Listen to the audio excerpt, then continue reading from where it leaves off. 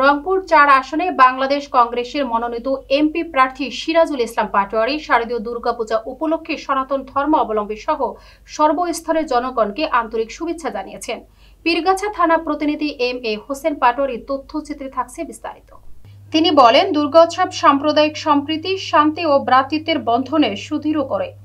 অশুভ শক্তির বিনাশ ঘটিয়ে শুভ শক্তির বিজয়ে দুর্গাপূজার মূল বার্তা। একই সঙ্গে তিনি শান্তিপূর্ণভাবে পূজা উদযাপনের প্রশাসনের পাশাপাশি স্থানীয়দের সহযোগিতা কামনা করেন।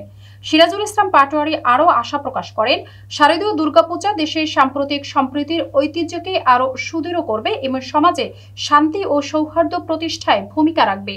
কাউনিয়া এবং হারাগাছবাসী, আমি মোহাম্মদ সিরাজুল ইসলাম পাটোয়ারি বাংলাদেশ কংগ্রেস মনোনীত প্রার্থী হিসাবে সংসদ আসন 22 রংপুর 4 পীরগাছা, কাউনিয়া এবং হারাগাছ সমন্বয়ে আগামী ত্রয়োদশ জাতীয় সংসদ নির্বাচনে এমপি প্রার্থী হিসাবে নির্বাচন করতে ইচ্ছুক। এবং এই প্রসঙ্গে আমি সর্বস্তরের জনগণের দোয়া, আশীর্বাদ ও ভালোবাসা এবং সমর্থন প্রত্যাশা করছি। সেই সাথে চলমান শারদীয় দুর্গাপূজা উপলক্ষে সমগ্র বাংলাদেশের হিন্দু সম্প্রদায়ের প্রধান ধর্মীয় অনুষ্ঠান শারদীয় দুর্গাপূজা সুন্দর, সফল এবং সার্থক হোক, এই প্রত্যাশা করছি।